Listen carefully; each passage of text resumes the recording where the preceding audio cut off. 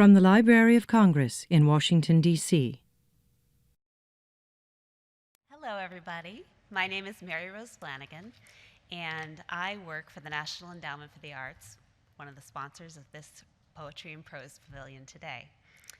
I have the honor today to introduce Eric Pankey, whom I met quite a while ago. I was working at George Mason University, and I met him as a thoughtful, gentle, and witty professor there.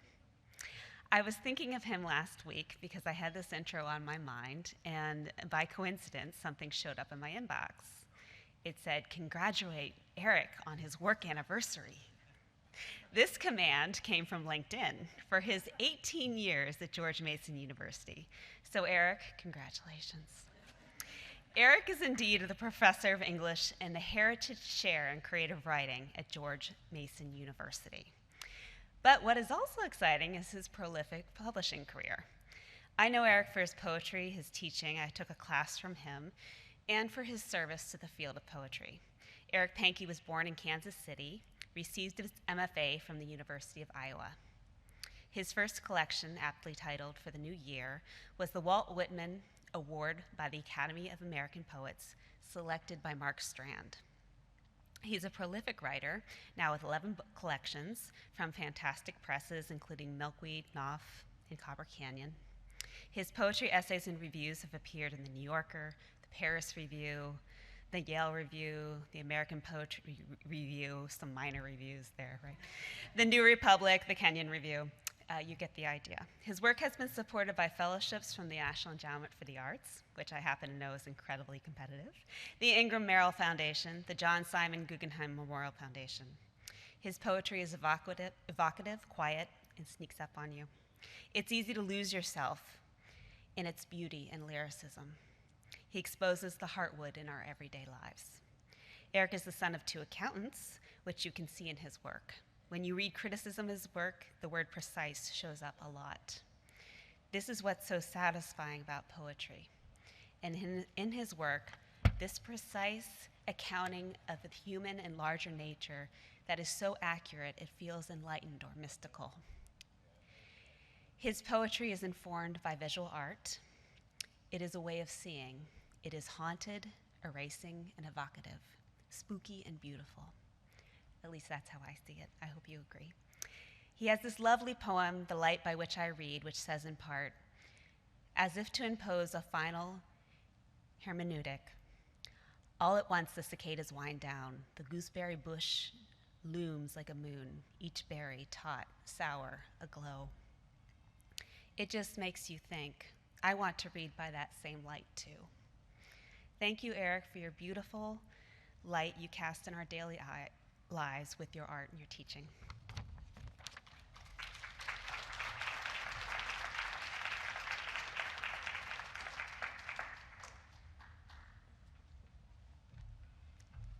Thank you all for coming out. I have Marilyn Chin's book up here. She's a former classmate of mine from graduate school, so.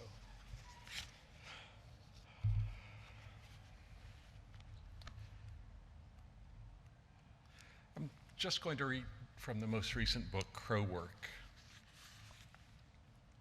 Ash. At the threshold of the divine, how to know but indirectly, to hear the static as pattern, to hear the rough-edged white noise as song. Wait, not song, but to intuit the songbird within the thorn thicket, safe, hidden there. Every moment is not a time for song or singing. Imagine a Buddha, handmade, 4 meters high of compacted ash, the ash remnants of joss sticks that incarnated prayer. With each breath, the whole slowly disintegrates. With each footfall, ash shifts, the Buddha crumbles. To face it, we efface it with our presence. An infant will often turn away as if not to see is the same as not being seen. There was a fire, but God was not the fire.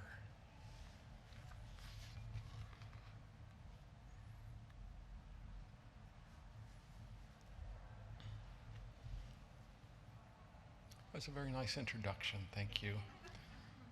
Sometimes when you hear an introduction, you think to yourself, maybe I did do what I set out to do.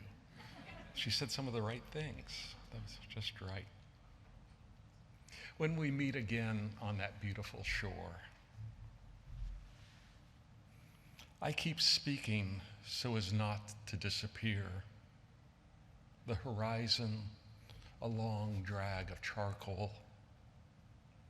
The hawk banks, pivots on a wingtip, plunges. How late the light endures, then is gone.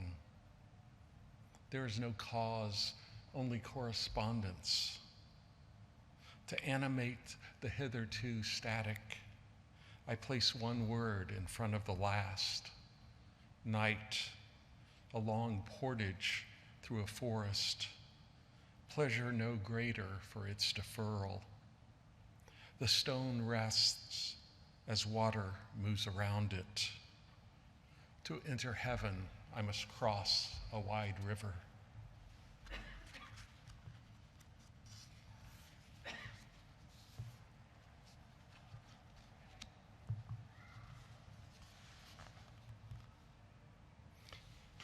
The Book of an Hour. How endless an hour seems compared to the proportionless forever. In the realm of the poem, only words are native. Rain, clouds like ravens' coats, a brawl of water over rocks. The past is a book left out in the rain, ink blurs, pages fused together. Although the two deer are gone, their shadows hold on in the wet grass.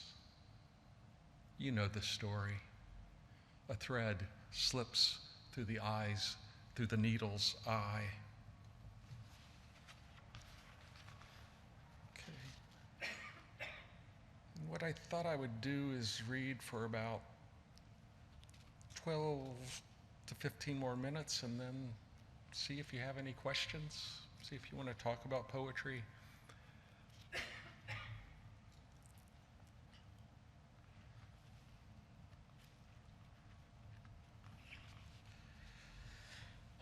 Mary Rose mentioned visual arts, and this is one of many ekphrastic poems in this book. And it's called Two-Part Lamentation. It's in two parts. As of yet, Jesus is not displaced to the tomb. A cross holds up the borrowed ladder used to haul him down. Listen, no seraphic dialogue, only weeping, exhausted, bewildered, bent with suffering, figures crowd a shallow space. Apart from his wounds, Jesus is unmarked. His body a catenary curve elongating toward the earth. The artist rigs a coarse rope under its armpits to hold the cadaver up. Its head slumps against its chest. And where the rope digs in and scores the flesh, the artist will paint hands to hold and display a dead Jesus. His punctures, tears, and lashes. Once such a touch would have drawn out his powers, but today, a cumbersome weight to wield, he is a dead man.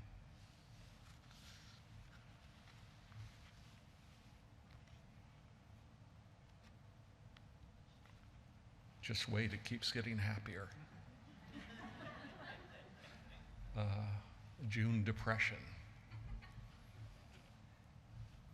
which is different from November depression and February depression, which is the worst. June depression. Once the errant cloud moves on, the sky will heal over. Today, tomorrow, 2 sentences hitched by a semicolon. Although the bees are fire amid blossoms, I carry my depression like a bag of ice in winter. Hemmed in on both sides by ellipses, an hour lasts. How rare happiness, a white fox born of a snowdrift. The past, back there at an impossible distance.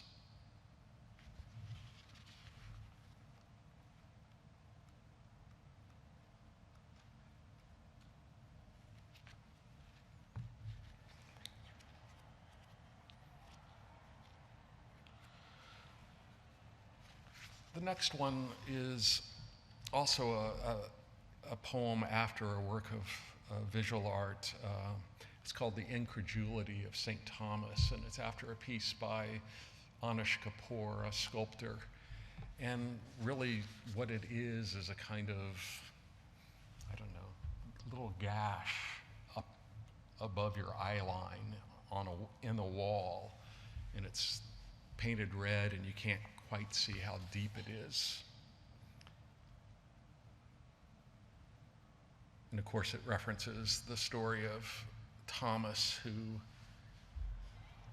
liked to touch things, I guess, and sort of thought feeling was believing, I guess, rather than seeing was believing. The incredulity of St. Thomas. The locus of pain is an opening without coordinates, a void at the heart of a shrine. Cloud blur in the rapids, at first glance disorder, the locus of pain, an empty space disrupted by time, embodies the caesura between gaze and gazed upon, threshold and entry. Enter the wound, as one enters a dream impervious to waking. Around such silence, turbulence, one cannot set the past straight like a bone. Enter the wound, as if a spirit house, as if a hollowed precinct. Forgo the thought that one alters a space by occupying it. One does not possess the wilderness, one enters it.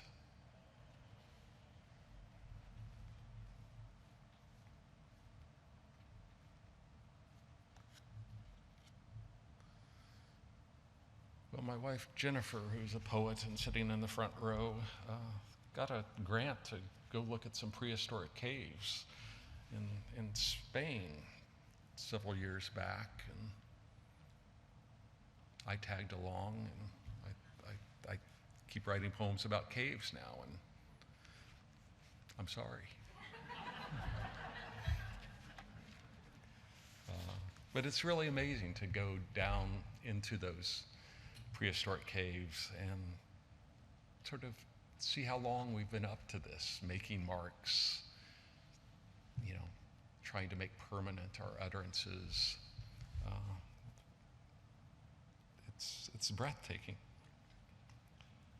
So I'm going to read 2 short poems here that come from that experience. The Tended. A mantle of ash mutes the fire, the source fire they feed and bank, tend as if a newborn. A lamp of rendered horse grease, its pounded wick of birch bark, shadows and reveals a reindeer incised on a reindeer's shoulder blade. By dusk, a herd fords the meander, heads and antlers above water, then thunders beyond the alluvial plain to summer pastures. Unfed, the fire would die, so they coax and coo, sing to it, offer it straw, willow branches, whatever will burn. And then this little short one called Ars Poetica.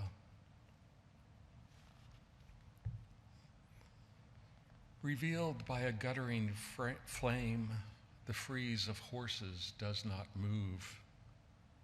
An ice age later, a stone, its napped working edge that once scraped hides, still fits the palm and is ripe with function, heavier than one might expect, sharper.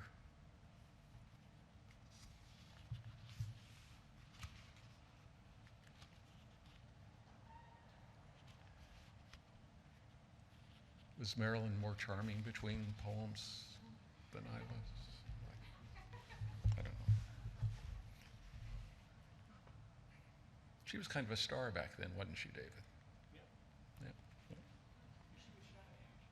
Yeah. Well, here's another poem from art. It's called Objects in Giorgio Morandi's Studio.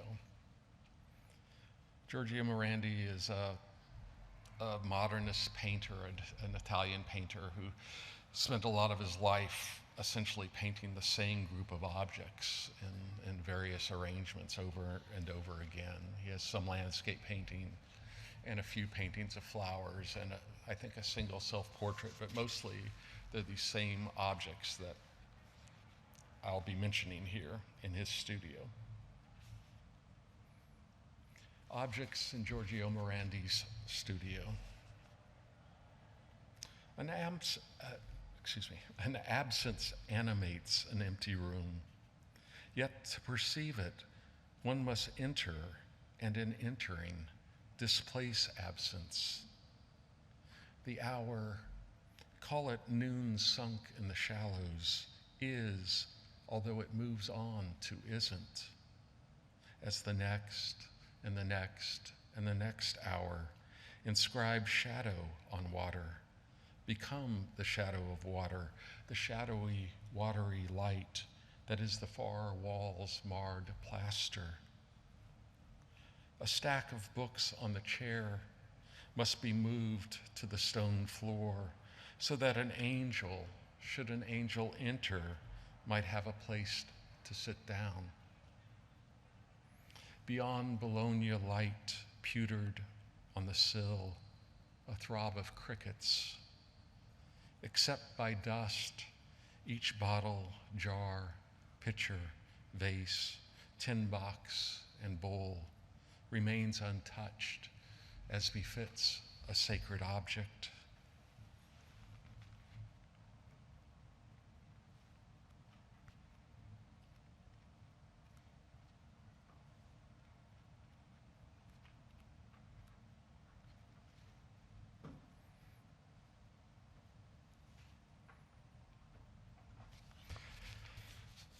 I think I'll read one more poem and then turn to questions. Sticking with this ekphrastic mode, this is a poem about a work of art you have to actually go and be in its presence, and you have to be there for 24 hours. It's a work called The Lightning Field by Walter de Maria. Yes, I was looking for a cue. And it's in New Mexico, and essentially what it is desert. And there are, in not a square, a rectangle of a mile by a kilometer. Every 200 feet or so, there's a metal pole that's stuck in the ground that goes up about 20 feet in the air. And there's a cabin where you go and you stay and you observe this thing over time. And Jennifer and I were there and with a Canadian painter who was really a nice guy. And we talked a lot. And anyway, this is a poem that in some ways catalogs some of those hours, I guess. It did not storm. We did not see lightning. But you can imagine, you have all these lightning rods out there, and it would be really amazing. Perhaps the most amazing thing is at certain hours of the day, the silver poles disappear. You can hardly see them because of the effect of the light. Too much introduction, not enough poem. Bone fragments. Stray phrase of Virga, archived in wood grain, graph of annual rainfall. Thunder, we know, lags back at the speed of sound. The past catches up. Along the road, barbed wire, telephone poles, vectors and alignments, a wide array of radio telescopes motionless on rails. The road, paved, gravel, then dirt, snakes back on itself to move ahead. Wind swirls up sand. Sedimentation buries. Erosion exhumes. What have we come to see? A practical field, a modest shrine?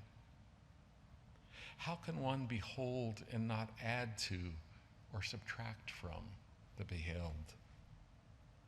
Outside Kimado, the ephemeral phenomena of light. To make art, one must make a mark, preserve or disturb the silence. To define a space, the space beyond it must be surveyed as well. Imagine a field ringed by, surrounded by, enclosed by mountains. The subject is not the edge, but the maze inherent within a grid. No contrails. Today I've counted 9 antelope, 8 lizards, 6 hares, 4 jackrabbits, and a falcon perched on a lightning rod. We talk at the table as the sun goes down, talk on in darkness. No doubt there are some kinds of knowledge that appears immutable. This leads some people to think that the stability of contents is due to the stability of the container, that the forms of rationality are permanent. We talk at the table as last light flashes, flares, and extinguishes. What is not light seeps through. 10,000 stars stand out from the milky smear of the galaxy. I wake late, find bone fragments you've collected and left on the porch. I puzzle the pieces, a coyote's ball and socket joint, or perhaps a gray fox or a dog's. The cracked femur spills sand. Thank you.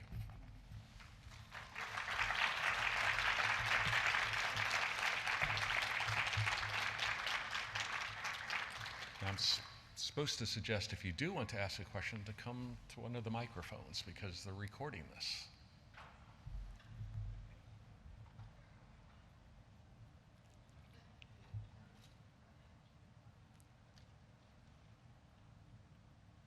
Hello. Hi. Hi. So I have a question about poetry, but I don't know that it's one that for you specifically. I'm actually watching because I've been here for a few presentations here, and I've been wondering about what it's like actually for our lovely sign language interpreters to interpret poetry, because the word choices are meant to be so, surprising, and I'm just curious. I don't know if they're willing to briefly talk about that experience of trying to translate poetry.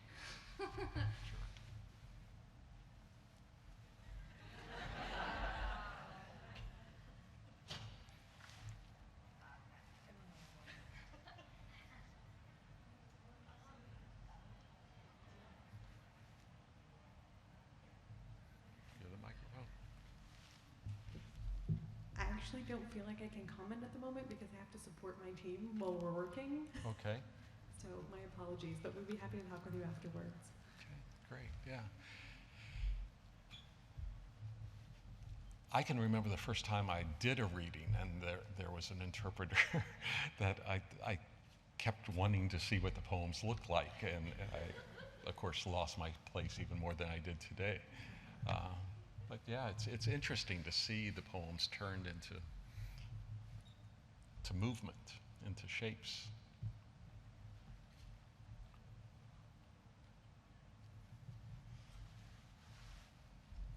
In teaching poetry, what happens to you when one of your students turns this motion into shape? And do you have some epiphanies when you realize that your students can actually write poetry? I mean, I mean, even in class, with that? Yeah, well,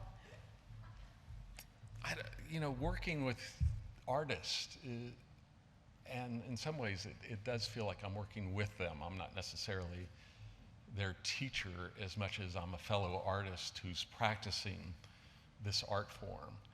And they're writing the poems of the future, and every once in a while, I don't quite understand what they're doing, because I think poetry is X, Y, and Z, and they've added, 1, 2, and 3 to it. And I never thought of 1, 2, and 3. But it happens, and they keep being in conversation with their tradition, with all the other poems that were written before them, but they find themselves also innovating and making it new. I think more often than not, I'm surprised by the work that my students do. That they're each individuals. I know there's a lot of bad press for Master of Fine Arts programs out there, although people don't seem to complain about dance programs that teach people to be dancers, but somehow we're not supposed to be teaching people to be writers. But it's a wonderful space for them to be in community with other people doing what they're doing.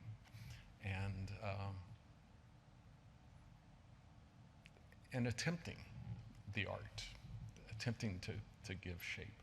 And I think if I wasn't surprised or delighted or learning a thing or two from my students, it would be very tedious to teach them. But in fact, they're not all writing the same MIC poem, the same workshop poem, but in fact, they're all individuals. I have a few current students and a few former students out here, and I feel nothing but great pride about their achievement and what they can do. I often say that MFA programs are not famous for who teaches there, but who went to school there. And they reflect back well on our program, and I think, I don't know if that's answering the question, but I was at least sentimental. Can I ask 2 questions? Is that okay? Yeah. My first question is about how many drafts or iterations would you say a poem goes through before you're finally satisfied with it or consider it complete? Okay. Yeah, that's a hard question. I would say it changes. Some poems come like a gift of, from the gods that, when I was younger, I could wake up and, have dreamed a poem and write it down, and I thought it was good. But in some ways, I guess, to treble the question a little bit, what I don't quite know is how to count drafts. That I'm constantly fiddling around with the poems, and is changing a word or two, is changing a piece of punctuation, is that a whole new draft? But I would say that at least before I have something that I would show someone, it's probably at least had 8 or 9 iterations on the page, just to get it to sort of be naked, so that it can, be embarrassed of itself. I guess my second question was, how and when did you know you wanted to be a poet? Like, what point were you like, yes, this is what I want to pursue for the rest of my life? Yeah, the last few weeks I've been thinking, hey, this is actually working out. But I think, to be honest, it was probably during high school where I had a handful of just really amazing teachers who took me seriously, who acted like what I was doing was something real. And they encouraged me to send out. And I was telling this story to somebody earlier, and the first time I ever sent out to a literary journal, I got a poem accepted.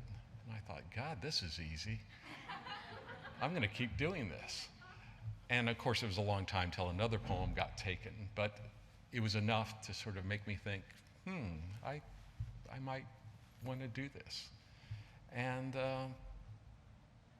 it's an odd thing to do, to make little poems. And I do make little poems mostly. But I find it, really engaging, and it can take hours of my life up. And I still find pleasure in it. And I think if I ever wrote the poem that I meant to write, I would probably stop. But instead, I write the poems that I'm able to write and that I learn how to write, and that never quite satisfies me, and so I'm on. Whenever I plan a reading like today, I look through the book and I think, where are the poems I meant to write? These are the poems I wrote. Anyway, another question. Oh, there's somebody over there. We haven't had any from this side. It's a little brighter. So you have more than one edition of poetry. You have quite a few. I wanted to ask, how do you approach each edition? Like, do you look for inspiration? Do you find inspiration? Do you have a certain kind of routine when you go through each edition? Sorry, it's a lot of questions. I just mean. Yeah, and by edition you mean drafts of poems? Oh, I mean books is what books. I mean. Yeah. Mm-hmm. And so, with each book, how do I do that? Yeah. Well, I would say that I write a lot of poems before I even have an idea that there might be a book there. And usually I have at least a book and a half or 2 books worth of individual poems before I start putting together something that looks like the shape of a poem. And for the most part in my life, I've let those poems that didn't go in those books become orphans, and just, they had like magazine publication or something, but they're just not collected. But recently I did gather 16 years worth of prose poems that I'd written with my students based upon their own the exercises that they'd come up with. And so that was a fun thing to do. But I think that you're writing a new book, a new edition, when you don't think that the poems could fit into the last book, or they don't, they have to be in something new. They have to have new company to be with. And of course I say that, and probably anyone reading if you read all 11 of my books, you'd probably say, well, he writes about 2 or 3 things, and I tend to like songwriters that are like that have like 2 or 3 songs they just keep playing over and over again, different versions of. So in some ways I try to do a different project with each book, but my obsessions are such that they keep bleeding through. And as much as I don't want to write about Jesus or death or depression, they show up. It's probably time for one more question.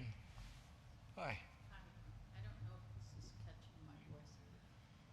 You spoke about writing the poems.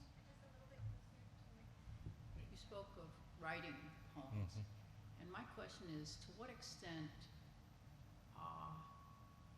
does writing the poem become oral? Marilyn commented that we should not only read the poems on the page, but they're part of an oral tradition. And I'd like to hear about to what extent you're speaking as you're writing and sounding the poems. Right, yeah, that's good. I think what I first loved in poems was, for lack of a better word, the noise of it. that when I was, say, in 7th grade and flipping through John Donne's work and not understanding a word of it, what I liked was how words sounded when they bumped up against each other. And I think all of us early on as children sort of like the feeling of nonsense in our mouth, just the sensual pleasure of that. And so, you know, I do write my poems, but I am always saying them out loud, line by line, as I'm making them. And if it doesn't sound right, it's not right. You know, it has to have a certain kind of, I don't know, what's the right word? I hate all the metaphors for music and stuff, but it has to sound good. And if it doesn't, I can't remember who said this, maybe I heard it secondhand from Donald Justice, that essentially if you don't have an ear, you're not a poet. Robert Mezzi, I think, said it originally. And, you know, yes, you have to make the language sound like more than just what I'm doing now, this kind of chatter. You know, we hear chatter all day long, but a poem is, you know, an embodiment of sound. So I don't know if that's a good answer, but I'll stop there.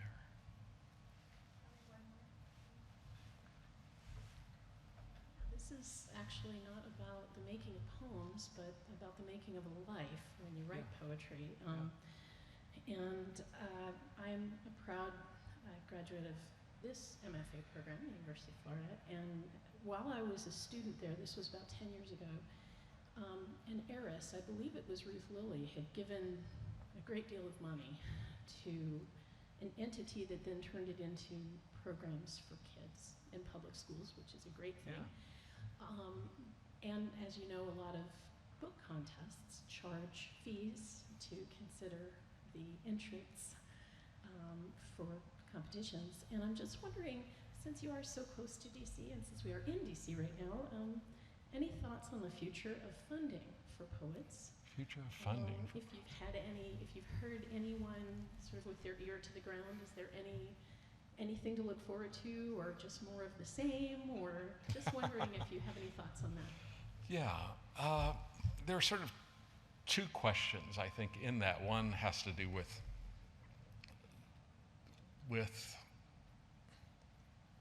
the value of poetry. And in some ways, I think poetry has a lot of value because there's a lot of us subsidizing it. You know, we believe in it and we pay those entrance fees so that we can publish somebody else's book. And there are philanthropists that fund it. And, you know, the National Endowment for the Arts has given me 2 fellowships when somebody else could have had one of those. But the other part of the question, I think, also has to do with the sort of world we're in publishing now, which I think has never been more interesting or more exciting. That you know, the cost of paper and all of that doesn't necessarily have to be part of the business anymore. That there are excellent online magazines now. That there are smaller and smaller communities that are supporting each other and being collaborative and cooperative. I also think with fewer jobs at universities that people are feeling much better about being part of, say, a writing collaborative and publishing their work that their friend is actually publishing for them rather than having to have a credential, you know, from a university press or a New York house. And so there's a kind of democratization that's going on, that there are more opportunities for more people, and there are more kinds of poems that are seeing the light of day and finding an audience. But I don't think that suddenly the Congress is going to, you know, decide that they need to give all the poets, you know, parental leave or something like that. I don't think it's going to happen. David Finza here, who is the executive director of Associated Writing Programs, could probably answer this question much better than I can. Mary Rose. But we won't put them on the spot. But I feel very positive. Some of my students have published books with what, say, 3 years ago seemed like a really small press, and now is like all the rage. So, I'm thinking about some small presses like Omnidon and Nightboat Books and things that really not too long ago were small entities, and now they're publishing major figures. So I'm positive, but I guess I never expected more than a nickel and a dime from it all to start with. Jennifer, who's also a poet, and I have managed, when our daughter was young, to money we actually made from poetry, we would take a vacation every year. And some of those were nice vacations. Every other year? Okay, I stand corrected. Anyway, thanks for coming out. I appreciate it. Take care. This has been a presentation of the Library of Congress. Visit us at loc.gov.